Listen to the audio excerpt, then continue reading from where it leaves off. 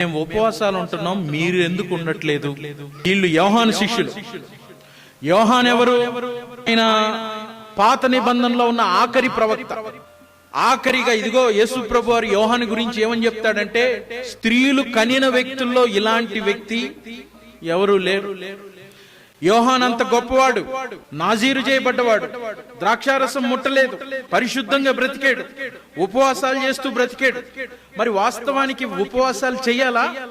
ఆయన లేవీకాండంలో వాస్తవానికి ఎప్పుడు ఉపవాసాలు చెయ్యాలి అని అంటే, సంవత్సరానికి ఒక్కసారే యోమ్ కిప్పూర్ దినము రోజున, మనుషులందరి తరపున బలియాగం చేసే దినము రోజున, సంవత్సరానికి ఒక్కసారే వాస్తవానికి మనుషులందరూ ఉపవాసం ఉండాలి.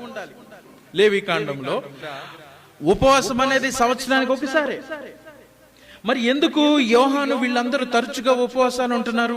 ఉపవాసానికి కారణం ఏంటంటే, పాపమునకు ఇజ్రాయేలీయులు తప్పిపోయిన ప్రతిసారి కూడా దేవుడు ఉపవాసానికి పిలిచేవాడు. ఇదిగో చిన్నలు పెద్దలు అందరూ కూడా గోనె పట్టను బూడిదను వేసుకుని ఉపవాసం ఉండండి, మీ పాపముల విషయమై పశ్చాత్తాపడండి.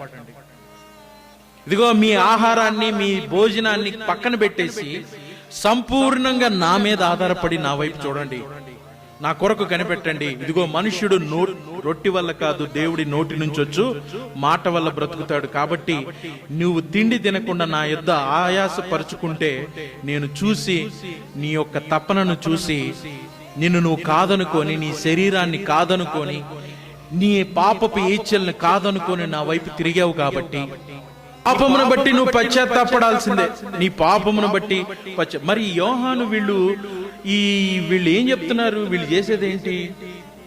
వీళ్ళు తరచుగా ఉపవాసాలు. ఈ రోజున ఎక్కడ చూసినా కూడా 31 దినాల ఉపవాసం, 40 దినాల ఉపవాసాలు.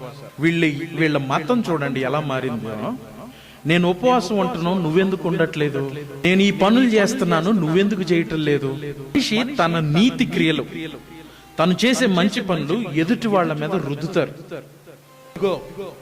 నేను ఇలాగుంటున్నాను, నువ్వు ఇలాగెందుకు ఉండట్లేదు? ధర్మశాస్త్రంలో బలుల గురించి అయినా ఉపవాసాల గురించి ఆయన చెప్పాడా? లేదు. ధర్మశాస్త్రంలో ఆయన చెప్పింది దేని గురించి?